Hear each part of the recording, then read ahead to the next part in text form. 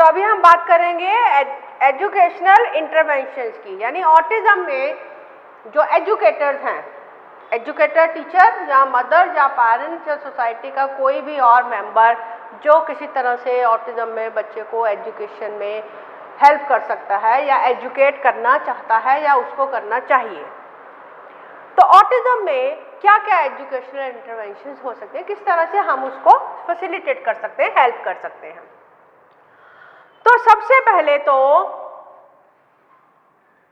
Autistic child के लिए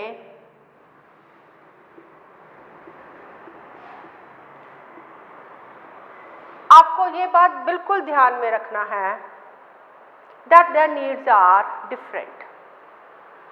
तो कोई भी एजुकेशन जो है वो आप थोप नहीं सकते किसी बच्चे के ऊपर बिफोर नोइंग हिज और हर कैपेबिलिटीज़। जैसी बच्चे की कैपेबिलिटीज़ हैं, जैसी उसकी नीड्स हैं, एजुकेशन का पर्पज़ है कि वो बच्चे को उसमें बेटर लाइफ प्रोवाइड करने में हेल्प करे। लेकिन अक्सर हम क्या देखते हैं that everyone is so bent upon the academics, everyone is so interested कि बच्चा ये क्लास पास कर जाए, ये मार्क्स गेन कर जाए। जो एकेडमिक्स हैं ये एक पार्ट है एजुकेशन का, it is not whole of education. तो क्योंकि ऑटिस्टिक बच्चों की कैपेबिलिटीज़ थोड़ी अलग होती हैं, उनकी नीड्स अलग होती हैं, तो आप उसको same yardstick of percentage of marks पे मत मापिए। This is very important for parents as well as for teachers. जहाँ तक ऑटिस्टिक बच्चे की बात है, हो सकता है उसका IQ बेटर हो as compare to average child, वो अच्छा परफॉर्मेंस एकेडमिक्स में दे पाए। हो सकता है उसका IQ लेवल कम हो, उसकी कैपेबिलिटीज़ डिफरेंट हो, वो बाकी बच्चों के कंपैरिजन में उतना आउटपुट ना दे पाए। बट यहाँ पर जो मैं बात कर रही हूँ, मैं एजुकेशन की बात कर रही हूँ, मैं सिर्फ एकेडमिक्स मार्क्स परसेंटेज पोजीशन की बात बिल्कुल नहीं कर रही हूँ। So as far as autistic child is concern, हमको ध्यान में रखना है कि इसके सिम्टम्स क्या हैं और उन सिम्टम्स के अनुसार हम बच्चे की एजुकेशन को कैसे मैच करें उसकी नीड्स के साथ, उसकी कैपेबिलिटीज़ के साथ। तो सबसे पहले तो पेरेंट्स से एक्सपेक्टेड है, टीचर से एक्सपेक्टेड है कि वो इन 5 P को ध्यान में रखें। तो सबसे पहली P है पेशेंस। हर बच्चे के लिए, सिर्फ ऑटिस्टिक नहीं, सब बच्चे को एजुकेट करने में, कहते हैं एक बच्चे को एजुकेट करने के लिए एक गांव लगता है, यानी इतने लोगों की ज़रूरत पड़ती है एक बच्चे को एजुकेट करने के लिए। और गांव के साथ साथ शायद एक सदी भी लगती है, सेंचुरी लग जाती है एक बच्चे को अच्छा बच्चा, अच्छा नागरिक बनाने में। So one thing is that you should have patience because child is having different abilities, may be little less, may be little more. तो आपको पेशेंस बनाए रखना है बच्चे के साथ। आप बिल्कुल आप तसल्ली से चलेंगे, पेशेंस रखेंगे, क्योंकि बच्चा धीरे धीरे अपने कैपेबिलिटीज़ को इम्प्रूव करेगा। टीचर्स का यहाँ पर कई बार पेशेंस वियर आउट हो जाता है because teachers they are dealing with the group of students. Mothers का भी हो जाता है, I am not saying only teachers, किसी का भी पेशेंस उसकी एक अपनी पर्सनल क्वालिटी होती है, वियर आउट हो सकती है। क्योंकि इन बच्चों को 1-on-1 ट्रेनिंग जो है वो सबसे बेस्ट है, यानी एक बच्चे पे एक टीचर। तो आमतौर पे हमारी जो एजुकेशन सिस्टम है उसमें 1:30 का रेशो चलता है। तो एवरेज स्कूल्स में या जो रेगुलर स्कूल्स है उसमें एक टीचर के पास बहुत सारे बच्चे हो सकते हैं। तो कई बार पेशेंस वियर आउट हो जाता है। But remember that these children are special, these are different. तो आपको ज़्यादा पेशेंस की दरकार होगी। Same way for the mothers. Mothers also, they need to be, family also needs to be very patient with them. Second is persistence. Performance level में improvement बहुत slow हो सकता है, तो उम्मीद नहीं छोड़िए, हिम्मत नहीं छोड़िए, कोशिश को लगातार बनाए रखें, क्योंकि धीरे धीरे आपको परफॉर्मेंस में इम्प्रूवमेंट नज़र आएगा। लेकिन consistency and persistence is required. आप लगातार कोशिश करें, धीरे धीरे बच्चे की कैपेबिलिटीज में इम्प्रूवमेंट आएगा। Then third P is planned. अपने वर्क को प्लान आउट करें। अब जब आप प्लानिंग करें, आप अपने लेसन प्लान बनाते हैं, टीचर्स हैं तो लेसन प्लान बनाते हैं, पेरेंट्स हैं तो कोई प्लानिंग बनाते हैं कि मैं आज बच्चे को या इस समय पे इस एज लेवल पे ये चीज़ ज़्यादा इम्पॉर्टेंट है, मैं इसको पहले ये कैपेबिलिटी डेवलप करूँगा, then I will go to the next capability. जैसे मैंने पहले भी बात करी थी कि कई बार ऑटिस्टिक बच्चों के लिए छोटे छोटे काम भी चैलेंजिंग होते हैं, जैसे बटन लगाना भी उनके लिए चैलेंज हो सकता है, जूते का तस्मा बांधना भी चैलेंज हो सकता है। तो ये बीइंग एजुकेटर आपने देखना है कि क्या ज़्यादा इम्पॉर्टेंट है इस एज ग्रुप में या किसी भी एज ग्रुप में किसी बच्चे के लिए। व्हाट इज़ मोर इम्पॉर्टेंट, चम्मच से खाना खाना ज़्यादा इम्पॉर्टेंट है या नोटबुक के ऊपर ABCD Z तक लिखना ज़्यादा इम्पॉर्टेंट है? ये आपने डिसाइड करना है। You have to decide, prioritise कि आपने वर्क को प्लान कैसे करना है, because you will be taking one activity at a time. आप उस चीज़ में बच्चा अगर वो एफिशिएंट हो जाता है, करने लग जाता है, then you will go to next, rather than सारा कुछ हैफेजर्ड करके, सारा कुछ एक ही समय करके सब बच्चों को एक ही जैसा कराने की कोशिश करेंगे तो आपका जो ऑटिस्टिक चाइल्ड है वो सफ़र करेगा। Then next is prompt. Prompt क्या होते हैं? प्रॉम्प्ट मतलब आप किसी तरह से बच्चे को हेल्प करते हैं, फैसिलिटेट करते हैं to do that work. Prompting होता है उकसाना। आप बच्चे को मोटिवेट करते हैं, आप उसको प्रॉम्प्ट करते हैं to do that particular activity. तो प्रॉम्प्ट आमतौर पे दूसरे बच्चों के साथ भी यूज होते हैं, लेकिन ऑटिस्टिक बच्चों को इनकी ज़्यादा ज़रूरत पड़ती है। तो प्रॉम्प्ट में कई तरह के प्रॉम्प्ट्स आ सकते हैं, कई कैटेगरीज हैं प्रॉम्प्ट्स की। जैसे आप इसमें हैंड ऑन हैंड कर सकते हैं। हैंड ऑन हैंड प्रॉम्प्ट्स क्या होता है? जैसे टीचर जूनियर क्लासेज में बच्चे के हाथ को पकड़ के लिखना सिखाते हैं, खाना सिखा रहे हैं तो आप खुद बच्चे का हाथ पकड़ के उसको मूवमेंट सिखा सकते हैं कि इसको ऐसे करना है। तो these are hand on hand prompts. तो इस तरह से आप बच्चे को हेल्प कर सकते हैं। ये सबसे ज़्यादा सपोर्ट वाला प्रॉम्प्ट है, जिसमें आप सबसे ज़्यादा सपोर्ट प्रोवाइड करते हैं बच्चे को।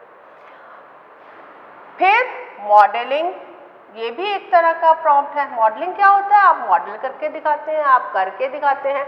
जैसे टीचर बोर्ड के ऊपर लिख के दिखाता है कि ऐसे लिखिए, हैंड मूवमेंट बताता है कि यहाँ से शुरू करेंगे, ऊपर जाएंगे, नीचे जाएंगे और इस तरह से ए लिखेंगे फॉर एग्जाम्पल, या ऐसे लिखेंगे, ऐसे लिखेंगे, ऐसे लिखेंगे तो ये ए हो गया। तो इस तरह से आप मॉडल करके भी बच्चे को किसी एक्टिविटी के बारे में बता सकते हैं। ये तो हो गया एकेडमिक्स में। और अगर आपने कोई वैसे उसको कोई स्किल सिखाना है तो आप खुद करके दिखा सकते हैं कि देखो ऐसे ऐसे खाना है, या जैसे भी जो भी आप सिखा रहे हैं। तो that is another kind of prompt, जिसमें हैंड ऑन हैंड से कम आपको कम सपोर्ट देना पड़ता है बच्चे को। सिमिलरली इट मे बी जेस्चरल, यानी जेस्चर करके, इशारा करके आप बच्चे को सिखा सकते हैं। विजुअल, कोई चीज़ दिखा के, कोई पिक्चर दिखा के, या किसी सिग्नल से, या किसी आप डिफरेंट टाइप्स ऑफ आप टीचिंग एड से आप उनको प्रॉम्प्ट कर सकते हैं। And another is positional.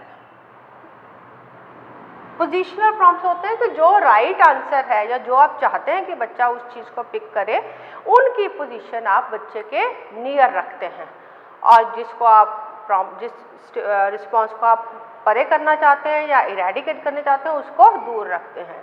जैसे फॉर एग्जांपल आप फ्रूट्स, आप अगर बच्चे को कोई सिखाना चाहते हैं तो आपके पास 5 पिक्चर्स हैं फ्रूट्स की, may be an apple, may be a guava, may be a banana, right? And maybe there are some pictures of maybe a cat and maybe a dog. तो जब आप बच्चे को फ्रूट आइडेंटिफाई करना सिखाना चाहते हैं तो you are putting these pictures near the child and these two away from the child. तो पोजीशन ऐसा करते हैं जिससे बच्चे को राइट रिस्पॉन्स चुनने में आसानी रहे। तो इस तरह से ये जो प्रॉम्प्ट्स हैं इसके बारे में आपको पूरी जानकारी होनी चाहिए, क्योंकि प्रॉम्प्टिंग काफ़ी हेल्प करती है बच्चे को सिखाने में, not only to the autistic child, otherwise learning में काफ़ी हेल्प करता है। And the 5th P is priming and role modelling. ये भी एक तरह का तरीका है जिससे आप चाइल्ड को फैसिलिटेट कर सकते हैं, खुद करके दिखा सकते हैं। खुद करके दिखाने में, या आपने प्राइमिंग को हम कॉमनली उसमें भी यूज़ करते हैं जिसमें हम डॉटेड लाइंस दे देते हैं, the child rights on that.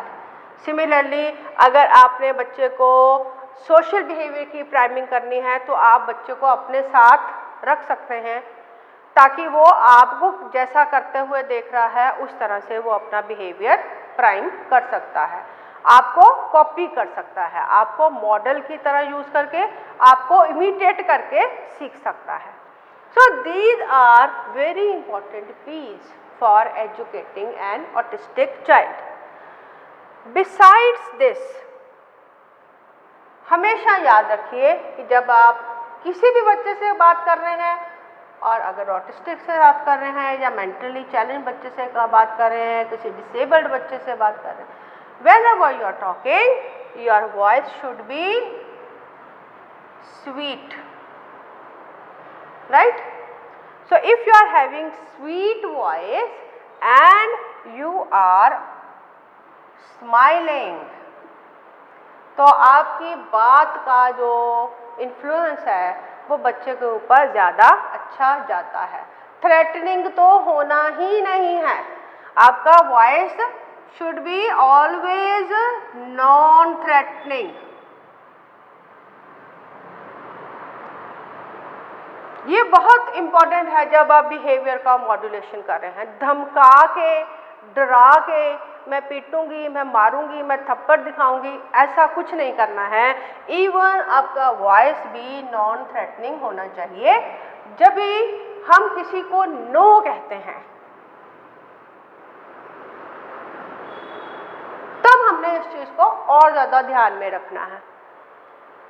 जैसे आपने मान लीजिए आप बच्चे से कोई चीज़ आइडेंटिफाई करवा रहे हैं या आप कोई उसको कुछ सिखा रहे हैं and his response is wrong, so you have to tell him no. But no कहने के लिए भी आपका जो वॉइस है that should be non threatening, because when you are saying no that may be important for correcting the behaviour. लेकिन अगर आप उसको थ्रेटनिंग वे में कहेंगे then it will become a point for aggression for the child. तो ये आपने ध्यान रखना है कि टीचर, मदर, पेरेंट्स का वॉइस हमेशा स्वीट हो, स्माइलिंग हो, मीठा बोलेंगे, मुस्कुरा के बोलेंगे, हंस के बात करेंगे, और नॉन थ्रेटनिंग वे में, नॉन इम्पोजिंग वे में आप अगर ना भी बोलना है तो आप कोशिश करिए कि न्यूट्रल वॉइस में you should say no. Then of course you will remain enthusiastic. थोड़ा आप में तो जैसे मैंने पहले भी बात करी थी कि बच्चे का पेरेंट्स का स्ट्रेस बड़ी जल्दी बच्चे पे जाता है। सिमिलरली आपका एंथुसियाज्म भी बड़ी जल्दी बच्चे के ऊपर जाता है। अगर आप कहेंगे अरे वाह बहुत अच्छा किया, वाह वाह वाह तुमने कर लिया, very good very good, so that enthusiasm will also go to child. So whenever you are doing any therapy, whenever you are doing any activity with the child, then you will remain enthusiastic. Another is sensory integration. हमने symptoms में बात करी थी कि इन बच्चों का sensory integration is poor. तो कोशिश करेंगे ऐसी एक्टिविटीज क्लास में डिवाइस करी जाएं in which they get to feel different sensations. तो कई बार स्कूल्स में, घरों में आप कोशिश करिए कि बच्चे को अपनी एक्टिविटीज़ में इन्वॉल्व करिए। आप बच्चे को अपॉर्चुनिटीज़ दें so that he can feel different sensations. जैसे स्कूल्स में भी आजकल एक्टिविटीज़ होती हैं, गार्डनिंग का एक्टिविटी होता है, स्लाइम का एक्टिविटी आप कुछ करते हैं, पुट्टी के साथ कुछ करते हैं, drawing, colouring, playing with water, इस तरह की एक्टिविटीज़ होती हैं। तो ये भी एक तरह का सेंसरी स्टिमुलस बच्चे को देती हैं। बट मैं यहाँ पर ये क्या कहना चाहती हूँ कि कई बार हमारी जो सेंसरी इंटीग्रेशन की एक्टिविटीज़ होती हैं ये डिफाइंड होती हैं, बुक्स में दी होती हैं, या टीचर को कुछ सिलेबस के अनुसार कुछ एक्टिविटीज़ होती हैं, स्कूल कैलेंडर में कुछ एक्टिविटीज़ होती हैं।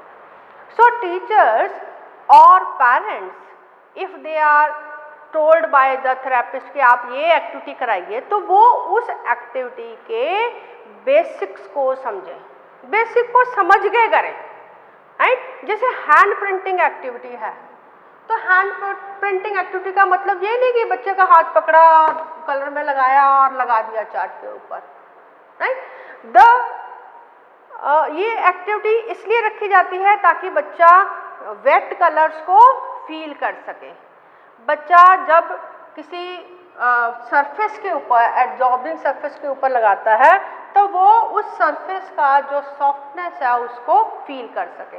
तो ये जो सेंसरी इंटीग्रेशन का अपॉर्चुनिटी है, ये एजुकेटर के ऊपर डिपेंड करता है। ये डिफाइन नहीं किया जा सकता, बुक में लिख के नहीं दिया जा सकता, सिलेबस में लिख के नहीं दिया कि आप ये करें। बुक में तो यही लिखा होगा कि hand printing activity will be done, but how it is to be done, वहाँ पर आपको एक मेंटल बेंड का ज़रूरत है। आप समझिए कि वो एक्टिविटी जो आप करवा रहे हैं वो कैसे सेंसरी इंटीग्रेशन कर रही है, वो कैसे डिफरेंट सेंसेस को सीखने में, समझने में हेल्प कर रही है। पुट्टी की एक्टिविटीज़ होती हैं, इवन जैसे फाइन मोटर एक्टिविटीज़ होती हैं। फाइन मोटर एक्टिविटीज़ होती हैं, आपने चावल और दाल मिला दिया और बच्चे को बोला एक एक करके उसको अलग करो, है ना। तो इसका मतलब ये नहीं कि आप बच्चे को कहें नहीं हो रहा तो छोड़ दो। सिमिलरली जैसे ग्रेन्स के साथ एक्टिविटी होती है, फिंगर से सैंड में लिखने का एक्टिविटी होता है, सैंड पिट एक्टिविटी जिसको बोलते हैं। कई तरह की ऐसी एक्टिविटीज़ डिज़ाइंड हैं in curriculum, in syllabus, as per the educationist, as per the home environment. तो जब आप करें तो आप ध्यान रखें कि क्या वो सेंसरी इंटीग्रेशन कर रही है। इसके साथ कई बार एक वर्ड यूज़ होता है sensory diet.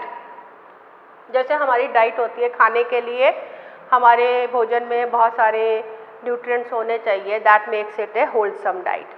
Similarly sensory word को परसीव करने के लिए भी हमारा एक सेंसरी डाइट होना चाहिए। सेंसरी डाइट का मतलब यहाँ ये है कि बच्चे को हर तरह की सेंसेशन फील करने की उसको अपॉर्चुनिटी होनी चाहिए, right. Even hot and spinning, these things they are also to be learn. हाँ, आप ये ज़रूर ध्यान में रखें कि बच्चा किसी हाथ गर्म चीज़ को लगा के अपने आप को जला नहीं ले, but he should be able to sense that this is heat, this is spiny, this is prickly, and with integration of those activities he will be able to integrate them. Music is a wonderful activity for these children. मैंने पहले भी बात करी थी कि autistic बच्चे music के लिए बहुत अच्छा रिस्पॉन्ड करते हैं। सिंगिंग है, डांसिंग है, that should be included. Next is, ये जब हम काम करते हैं तो उसके बाद क्या आता है, हम अच्छी चीज़ को किसी भी अच्छी नहीं, किसी भी चीज़ को हम सीखते हैं, उसके बाद जब हमें उसका रिस्पांस मिलता है वो हमें बताता है कि ये चीज़ हम दोबारा करेंगे कि नहीं करेंगे। यानी मैं बात करना चाहती हूँ रीइंफोर्सर्स के बारे में।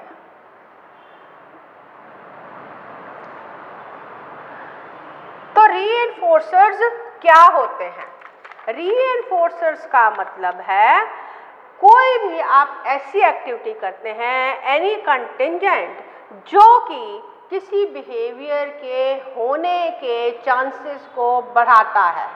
यानी आप कोई भी एक्टिविटी करते हैं, आपने कोई भी एक्टिविटी ए करी, उसके बाद आपने कुछ ऐसा किया जिससे इस एक्टिविटी के होने के चांसेस बढ़ जाएं, that is called as रीइंफोर्सर।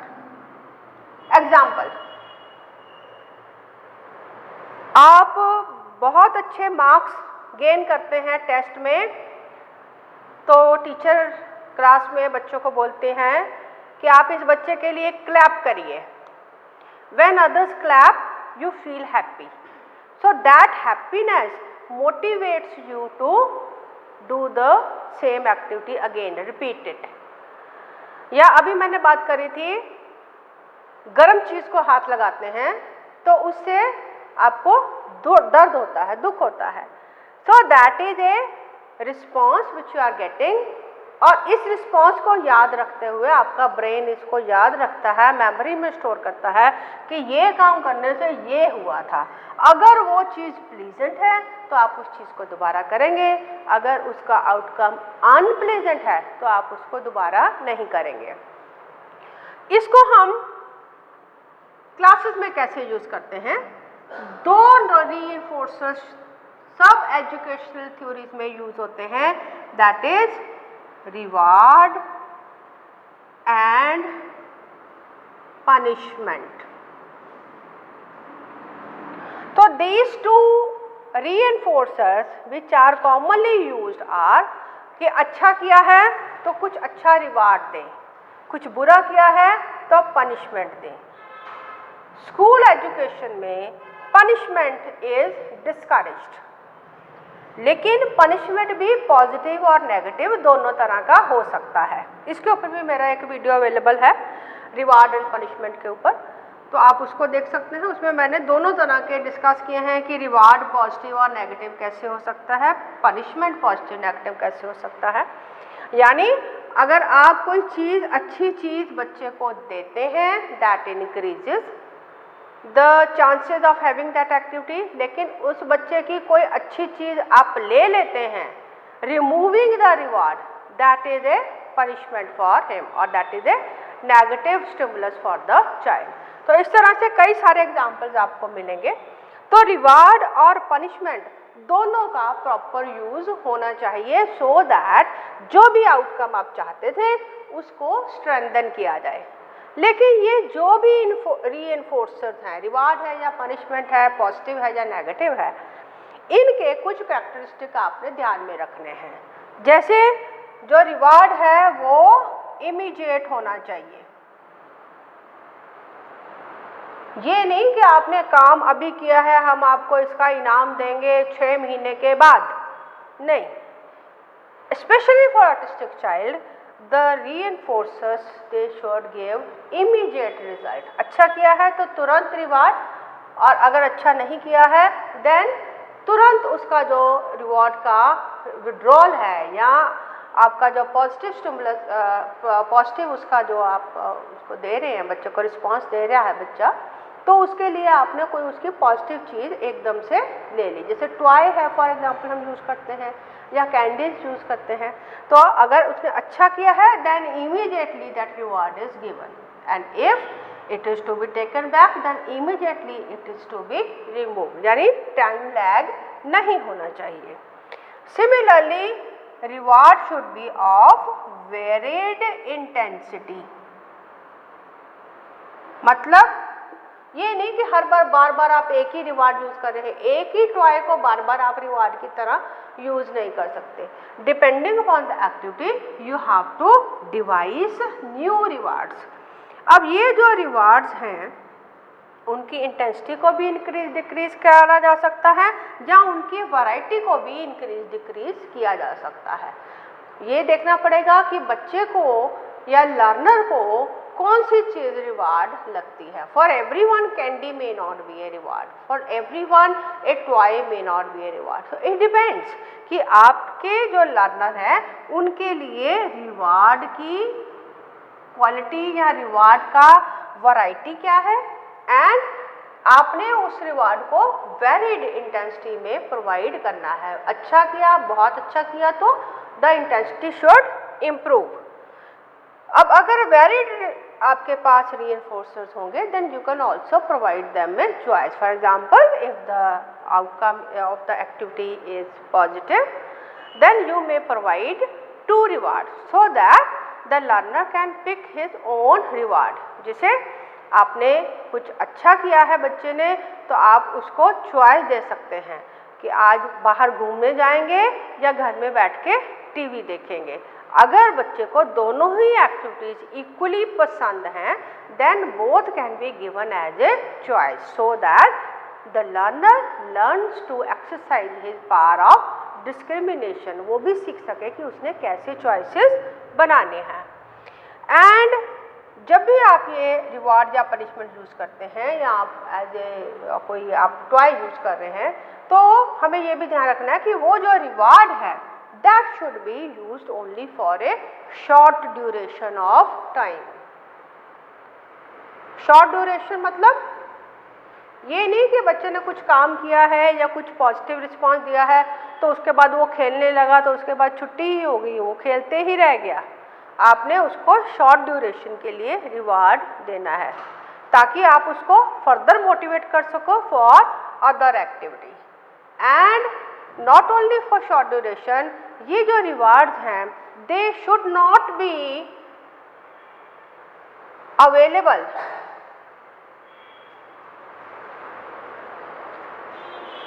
After activity.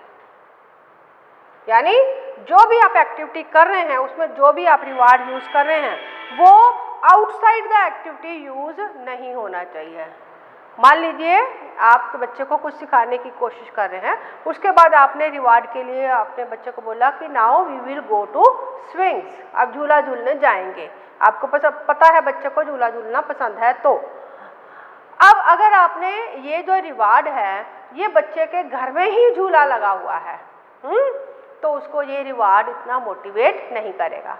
यानी मुद्दे की बात क्या है कि जो भी रीइंफोर्सर हैं वो ऐसे हों कि वो बच्चे को मोटिवेट करें for better and improved performance. तो practice that will make a man perfect. तो इस हिसाब से आपने इसको देखना है कि अलग अलग तरह का रीइंफोर्सर यूज़ करें और उनकी अलग अलग इंटेंसिटी यूज़ करें, अलग अलग वैरायटी क्रिएट करें और छोटे ड्यूरेशन के लिए यूज़ करें, लेकिन ध्यान रखें कि वो reinforcer outside the activity freely available ना हो। तो ये कुछ एजुकेशनल इम्प्लीकेशंस हैं। ये कभी भी एग्जॉस्टिव नहीं हो सकती, मैं कितना भी बता दूं ये कभी भी कंप्लीट नहीं हो सकता लिस्ट, क्योंकि it depends upon the educators personality and capabilities of the learner. ये कभी भी ऐसा नहीं सोच सकते कि ये सबके ऊपर करेंगे या सबके ऊपर ये कर लिया तो बस काम खत्म हो गया, because learners are different depending upon their capability you will have to modulate them. So मैंने एक ओवरव्यू दिया है इस चीज़ का कि ये सब कुछ किया जा सकता है, इस सब को आप अपने अपने लेवल पे एक्सप्लोर कर सकते हैं। So with this I conclude my series on autism and language learning disability. Very soon I will be coming with some other learning disability और मैं कोशिश करूँगी कि अगर आपके इसके ऊपर कोई क्वेश्चंस हैं या क्वेरीज हैं तो वो आप मैसेज बॉक्स में टाइप करें। मैं कोशिश करूँगी अपनी जितना बेहतर से बेहतर हो सका उसके अनुसार मैं उसको आंसर दे पाऊँ from educationist point of view. I hope you have enjoyed this video.